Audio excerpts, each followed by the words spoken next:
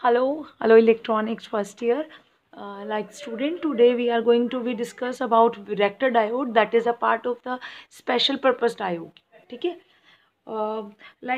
Before to this, we have completed your power diode and your Zener diode, and in the queue of this diode, the next topic is reactor diode. A reactor diode is basically a special designed PN junction diode. Special designed PN junction diode. Specially designed PN junction diode.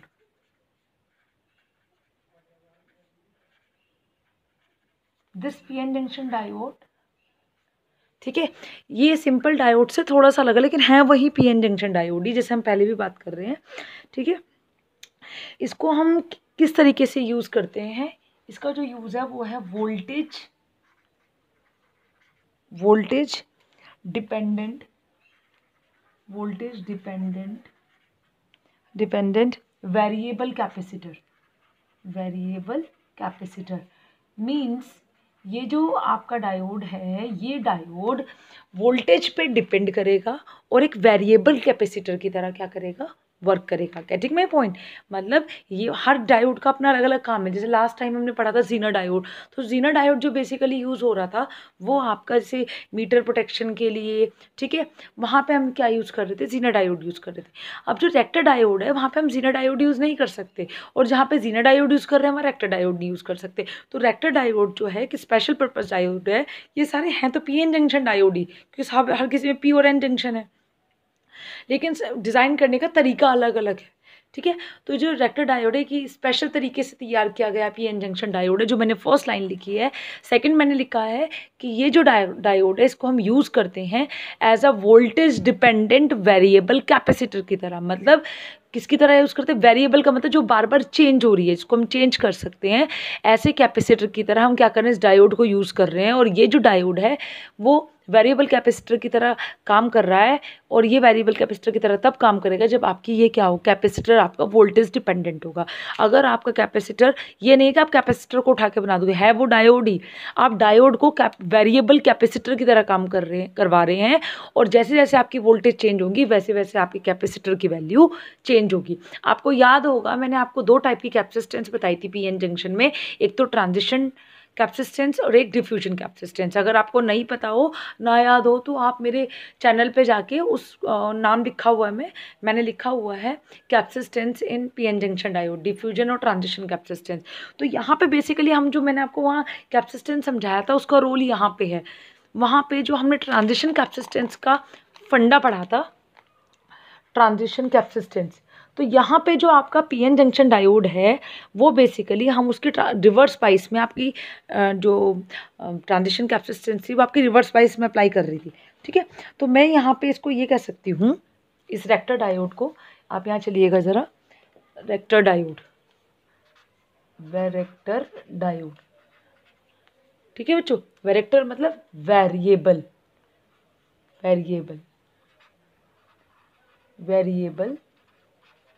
ये actor जो दिखाई दे रहा है that is a capacitor, variable plus capacitor. ठीक है, तो आप इसको इस तरीके से कह सकते हैं, मतलब आपको डायोड जो है वो वेरिएबल कैपेसिटर की तरह काम कर रहा है. तो अगर इसका डायग्राम बनाना हो, सिंपल डायोड कैसा होता है, मैं लिख देती हूँ, diode work as variable capacitor, ठीक है, विच डिपेंड्स ऑन वोल्टेज. ठीक है, तो हम जो इसको यहाँ पे समझा रहे हैं, मैं इसको ये कह रही हूँ कि ये आपका डायोड हो गया, ऐसे ही होता है डायोड आपका, ये प्लस होता है, ये माइनस होता है, या पी, ये एन, ठीक है, या आप कह सकते हैं ये एनोड, ये कैथोड. ठीक है, किसी भी तरीके से, तीन तरीके से आप कुछ भी कह सकते हैं.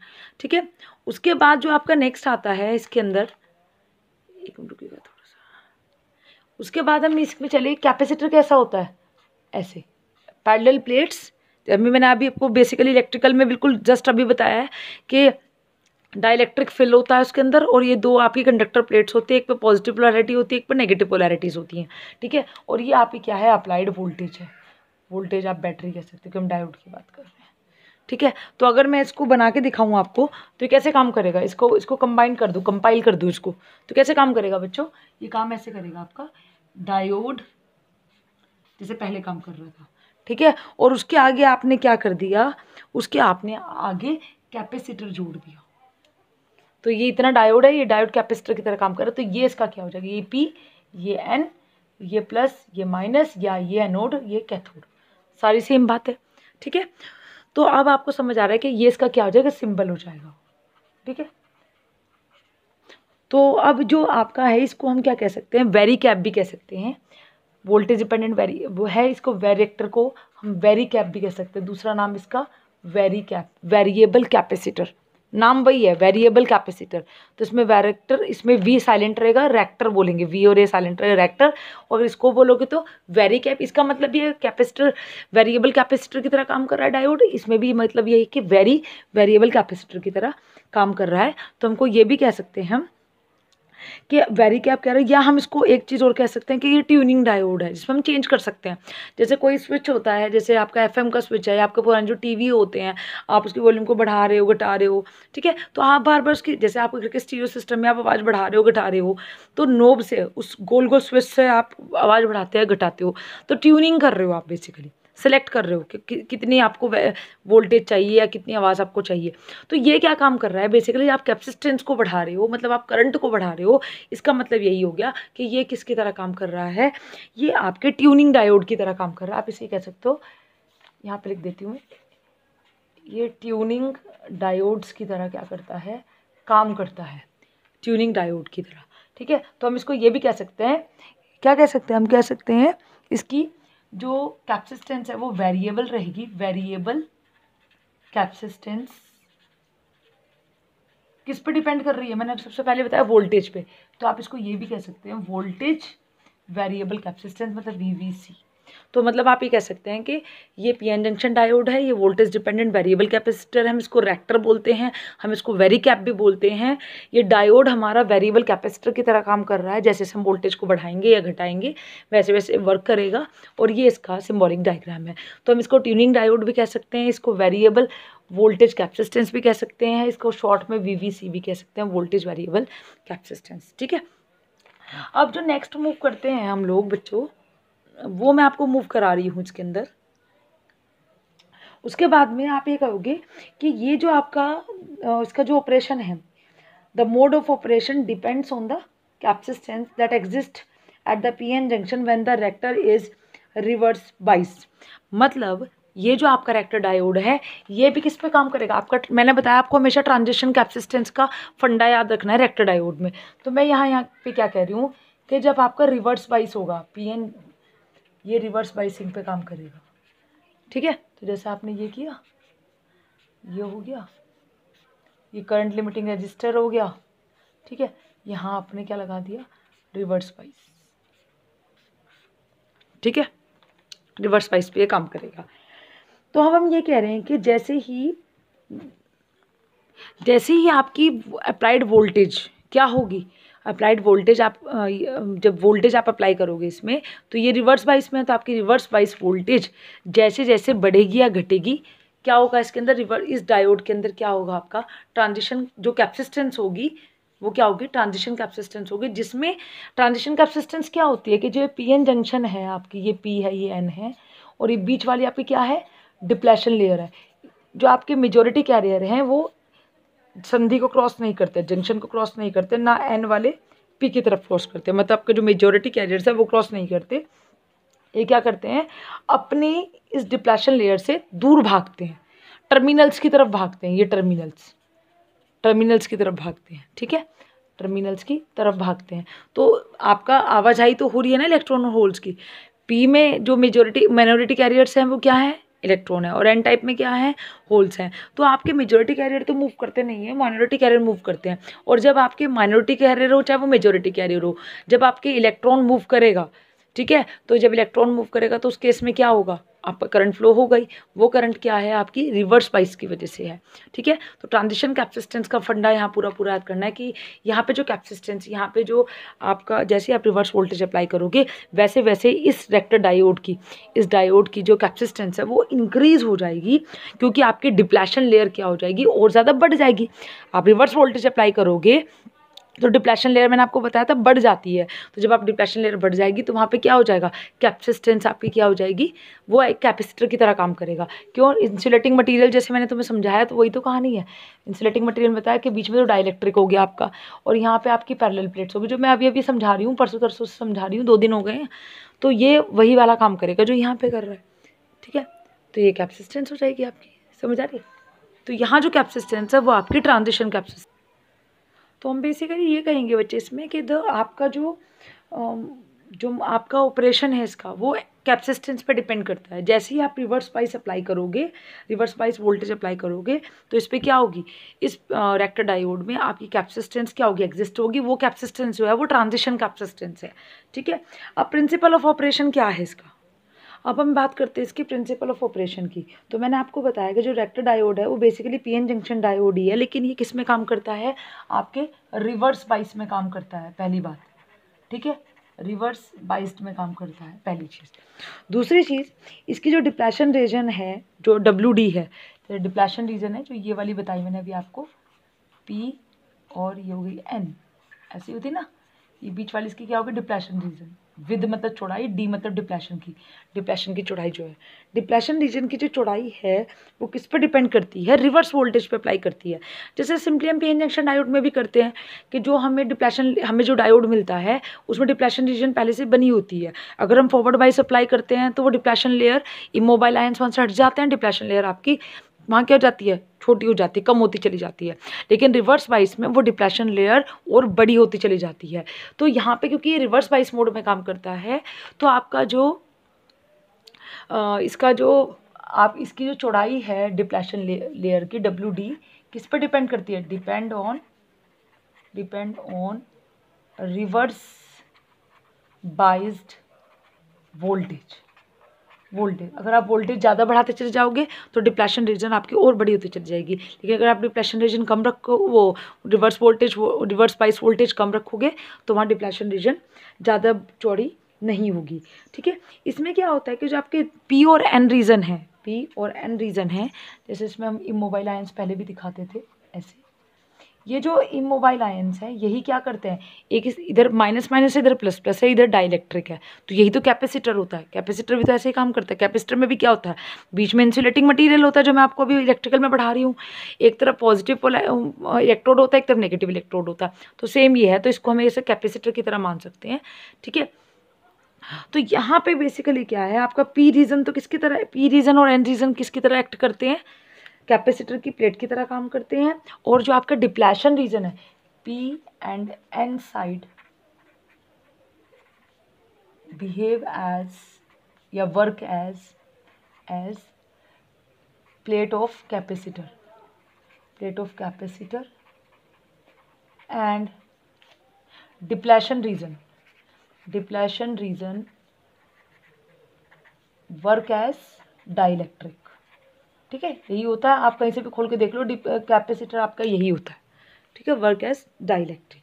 ठीक है, तो अब हम इसको ही बता सकते हैं कि इसका मतलब कि यहाँ पे यहाँ पे मैंने आपको फिर से बताया, आपको यही लिखना है कि यहाँ पे जो कैपेसिटेंस एग्जिस्ट करती है वो आपकी कौन सी कैपेसिटेंस होती है, ट्रांजिशन कैपेसिटेंस। 2 टाइप की कैपेसिटेंस बताई थी डायोड में, एक डिफ्यूजन और एक ट्रांजिशन। डिफ्यूजन एग्जिस्ट करती है किसमें, फॉरवर्ड बाइस में, ये किस में करती है, रिवर्स बाइस में। तो ये रिवर्स बाइस में आपकी ट्रांजिशन कैपेसिटेंस को हम CT से डिनोट करते हैं। ठीक है, और ये ट्रांजिशन कैपेसिटेंस PN जंक्शन के अक्रॉस एग्जिस्ट करती है, जैसे मैंने बताया। डिफ्यूजन भी वैसी करती है, और this will reduce the transition capacitance. और ये कैसे आपकी कैपेसिटेंस का चार्ज स्टोर करने की, तो ये कैसे बढ़ती है और कैसे घटती है, हम जरा उसको देख लेते हैं। तो उसको एक फॉर्मूले से मैं समराइज कर रही हूँ, चलिए मैं नेक्स्ट वाले में करती हूँ। CT is equal to epsilon A/WD। ठीक है, एप्सिलॉन तो क्या है, कोई डाइलेक्ट्रिक कांस्टेंट है। ठीक है, A क्या है आपका, एरिया ऑफ द प्लेट है।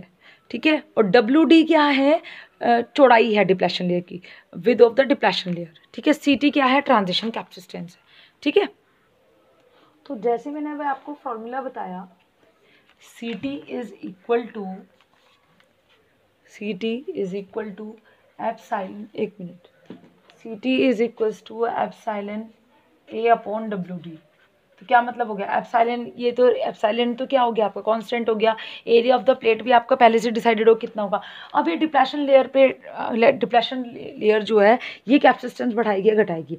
अब देखो जैसे जैसे आप रिवर्स वोल्टेज को इंक्रीज करोगे, as you apply the reverse voltage, तो जैसे आप रिवर्स वोल्टेज को, वोल्टेज का मतलब है रिवर्स वोल्टेज से ही है, ठीक है। तो जैसे जैसे as you will increase the voltage, आपने रिवर्स बाइस्ड वोल्टेज को क्या किया, इंक्रीज किया, तो डिप्लेशन लेयर क्या हो जाएगी, और चौड़ी हो जाएगी। रिवर्स बाइस में क्या होती है, वो और बड़ी हो जाती है, ठीक है। इमोबाइल आयंस और ज़्यादा वहाँ इकट्ठे हो जाते हैं, तो डिप्लेशन लेयर क्या हो जाएगी, ज़्यादा इमोबाइल आयंस इकट्ठे होने का मतलब क्या, डिप्लेशन लेयर आपकी बढ़ जाएगी। तो आपका रिवर्स वोल्टेज जैसे इंक्रीज होगा वैसे ही आपकी डिप्लेशन लेयर भी क्या हो जाएगी, जो चौड़ाई है वो और ज़्यादा बढ़ती चली जाएगी। और जब वो बढ़ती चली जाएगी तो उस केस में क्या होगा, अब आपको देखिए ये दोनों तो फिक्स थे, तो CT will directly depend on 1/WD। इसको मैं प्रोपोर्शनलिटी कांस्टेंट मान सकती हूँ, पर डाइलेक्ट्रिक कांस्टेंट और एरिया A तो पहले से फिक्स होगा, इसको तो आप बढ़ा घटा नहीं सकते, ठीक है। तो CT प्रोपोर्शनल टू 1/WD। तो रिवर्स वोल्टेज अप्लाई करने पर हमें पता है कि डिप्लेशन लेयर बढ़ेगी, तो जब डिप्लेशन लेयर बढ़ेगी तो क्या हो जाएगी, कैपेसिटेंस वहाँ क्या हो जा रही है, फॉर्मूले के हिसाब से क्या हो जाएगी, कम हो जाएगी, ठीक है। तो जितनी ज़्यादा आपकी डिप्लेशन लेयर बढ़ेगी उतनी ज़्यादा आपकी ट्रांजिशन क्या होती चलेगी, कम होती चली जाएगी। अगर आपकी रिवर्स वोल्टेज आप बहुत ही ज़्यादा इंक्रीज कर दोगे तो WD और बहुत ज़्यादा बढ़ जाएगा और ट्रांजिशन कैपेसिटेंस वहाँ बहुत ज़्यादा कम हो जाएगी। समझ आ गई मेरी बात। इसका मतलब ये हो गया कि डिप्लेशन लेयर जितनी ज़्यादा होगी, इस रेक्टर डायोड की जो ट्रांजिशन कैपेसिटेंस है या जो कैपेसिटेंस है CT वो उतना ही कम रहेगी, ठीक है। अगर मैं इसको पे ग्राफ खींचूँ कैपेसिटेंस और वोल्टेज में, ठीक है, WD किस पे डिपेंड कर रहा है, वोल्टेज पे, रिवर्स वोल्टेज पे। तो अगर मैं ग्राफ खींचूँ यहाँ पे, ये देखिएगा, मैं ये कह रही हूँ कि ये तो ट्रांजिशन कैपेसिटेंस होगी, ठीक है, पिकोफैरेड में होती है इसकी वैल्यू, ठीक है, 60, 40, ठीक है, 20, ठीक है, फिर ये आपका कहीं यहाँ पे 10 और फिर ये 0, ठीक है। अब यहाँ ये वोल्टेज है, ये तो फॉरवर्ड वोल्टेज हो गई, ये रिवर्स वोल्टेज होगी, ठीक है। तो आपका ग्राफ कैसा बनना चाहिए, ठीक है। हमने कहा कि CT कब डिक्रीज हो रहा है, जब आपका WD इंक्रीज हो रहा है। तो WD कब इंक्रीज हो रहा है, जब आपका रिवर्स वोल्टेज बढ़ जा रहा है। और अगर आपका रिवर्स वोल्टेज क्या रहे, बहुत बहुत कम हो जाए, तो WD बहुत कम हो जाएगा, तो वहाँ पे CT बहुत ज़्यादा बढ़ जाएगा। मतलब ये वाली वोल्टेज जो है आपकी, ये वाली वोल्टेज, अब वोल्टेज कुछ भी मान लीजिए 5, 10, 15, ठीक है, माइनस में। तो मैं ये कह रही हूँ कि अगर यहाँ पे आपकी जो रिवर्स वोल्टेज है वो बहुत ही कम है, ना के बराबर है, तो क्या हो जाएगी, WD भी ना के बराबर हो जाएगा, तो CT आपका बढ़ जाएगा। मतलब CT मैंने मैक्सिमम यहाँ मान लिया, ठीक है, 60 पिकोफैरेड, किस पे, -1 या -2 वोल्ट पे। लेकिन जैसे जैसे आपने वोल्टेज को इंक्रीज किया, अब मैंने कहा -5, तो ये क्या, CT घट जाएगा, वोल्टेज बढ़ाने पे WD बढ़ जाएगा तो CT कम हो जाएगा। तो जैसे ही आपने वोल्टेज बढ़ाया, आप इधर से आपने कह दिया -1 था, -1 से आप -5 की तरफ गए, तो आपका CT घट के -40 आ गया। तो पहला पॉइंट आपको यहाँ पे मिल रहा था, इन दोनों पे, ठीक है। फिर दूसरा पॉइंट कहाँ मिल रहा है, इन दोनों के बीच में, यहाँ पे पहला पॉइंट आपको यहाँ मिल रहा था, ठीक है। उसके बाद आपने और बढ़ाया, -10 कर दिया, तो ये आपका और ज़्यादा बढ़ के ये आपका वोल्टेज बढ़ाए, तो आपकी कैपेसिटेंस और ज़्यादा कम होगी। फिर इस तरह ही आप करोगे तो ये और ज़्यादा कम हो जाएगा, फिर और करोगे तो ये और कम हो जाएगा। तो इन पॉइंट्स को मिलाते हुए, छोटे में हम मिलाते थे ग्राफ को, तो आप इसके पॉइंट्स को मिलाओगे तो ये ऐसे आएगा। दैट मीन्स यही तो हम बता रहे हैं कि ट्रांजिशन कैपेसिटेंस आपकी घटेगी जैसे जैसे आपकी रिवर्स वोल्टेज बढ़ेगी। क्यों बढ़ेगी, क्योंकि आपके डिप्लेशन लेयर आपकी क्या हो रही है, इंक्रीज हो रही है, ठीक है बच्चों। यहाँ पे जो ग्राफ आपने बनाया है, मैंने लिखा भी graph versus CT versus VR। जो ग्राफ है ये ट्रांजिशन कैपेसिटेंस और वेरिएबल रिवर्स वोल्टेज अप्लाइड के बराबर के बीच में है। तो ये आपका वोल्ट में है और ये आपका पिकोफैरेड में। उसके बाद इसमें लास्ट बचता है आपका कैरेक्टरिस्टिक्स। कैरेक्टरिस्टिक्स इसके ये आएंगे, मतलब ये कैसे बनता है, कैसे बिहेव करता है। तो मैंने आपको जैसे बताया कि रेक्टर डायोड जो है ये बहुत सारे जगह पे हम यूज़ करते हैं, जहाँ पे हम मैकेनिकली क्या करते हैं, ट्यूनिंग करते हैं कैपेसिटर्स की। बस जैसे हमें मैकेनिकली किसी को मतलब हाथ से बढ़ाना घटाना हो, तो अगर हमें दूर से बैठे के ऑटोमेटिकली इलेक्ट्रॉनिकली अगर चीज़ को स्विच को घुमाना हो, तो वहाँ पे हम क्या यूज़ करेंगे, रेक्टर डायोड यूज़ करेंगे। और इसकी जो रिवर्स वोल्टेज की जो वैल्यू होती है, ठीक है, ये होती है आपकी -3 से -4 वोल्ट के बीच में। ये आपकी रिवर्स वोल्टेज की क्या है, रेंज है, रेंज, ठीक है। दूसरी चीज़ आपको ये देखना, ये जो आपका ये जो आपको ट्रांजिशन कैपेसिटेंस बता रही हूँ, ये क्या किसकी रेंज है, ये किस पे डिपेंड कर रहा है आपका, आपकी जो -3 या माइनस वोल्ट है, इसी के बिहाफ पे आपकी क्या सेट हो जाएगी, आपकी ट्रांजिशन कैपेसिटेंस सेट हो जाएगी, ठीक है। तो जैसे आपका एक सिंपल आईसी नंबर है इसके ट्रांजिशन रेक्टर डायोड का, अगर वो MV209 है, ठीक है, ये ट्रांजिशन कैपेसिटेंस का इसका रेक्टर डायोड का एक आईसी नंबर है MV209, ठीक, कैपेसिटर का। तो ये जो ट्रांजिशन कैपेसिटेंस है CT, इसकी जो कैपेसिटेंस रहेगी 209 देख रहे हैं, 29 जो है 29 पिकोफैरेड इसकी। अगर आप MV209 नंबर का कैपेसिटर यूज़ करते हो, तो वहाँ पे जो कैपेसिटेंस आएगी वो आपकी 29 पिकोफैरेड आएगी। दूसरा, और कितनी वोल्ट पे, -3 वोल्ट पे, ठीक है, आपकी -3 वोल्ट पे, ठीक है। और ये आपकी बढ़ सकती है, घट सकती है, आप कैसे भी आपकी किसी भी रेंज में बढ़ या घट सकती है, ठीक है।